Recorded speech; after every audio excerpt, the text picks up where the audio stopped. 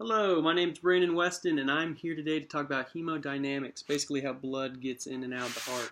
So this is my loose parts heart I created. It is what you think it is, a milk jug with popsicle sticks. And I try to label it with arrows to give a better idea of how the blood is coming and going into this thing. It's kind of a mess, but we're going to explain it as we go. So it's four parts, the heart, two atric and two ventricles.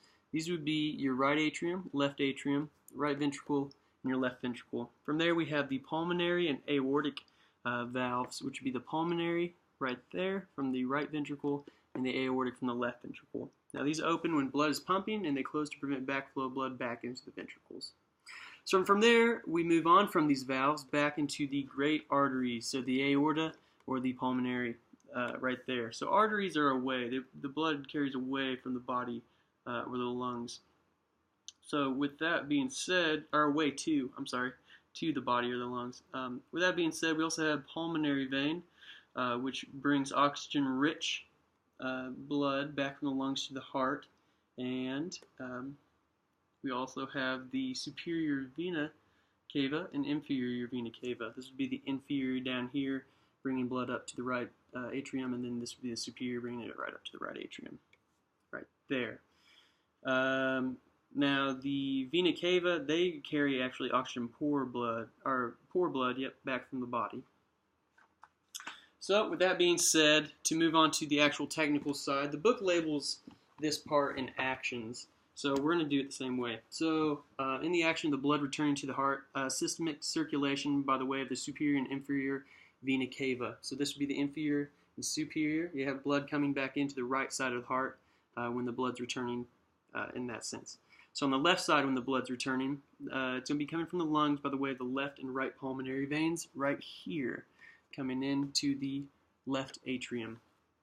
From there, we have the diastolic phase, which is when the heart's relaxed. This is when the pulmonary valve right here closes and the tricuspid valve opens right here. So all blood that got into here fills the right ventricle.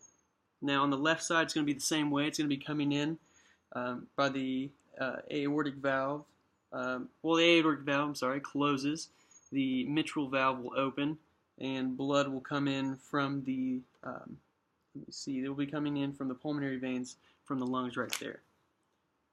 So in the next phase is the systolic phase, which is basically the opposite, when the tricuspid valve closes now and the pulmonary opens. So basically the blood will be forced from this chamber up into the pulmonary vein. On the other side of the spectrum, the left side, the mitral valve will close and the aortic valve will open right there, and blood will come from the right ventricle up into the aorta and back out. It's a little messy, but hopefully you got the gist of it. Try to get cutesy with it, a little creative. And I apologize if you heard my dog whining in the background. He's waiting for my roommate to get home. Thank you guys. These are hemodynamics of the human heart, and I hope you guys learned something.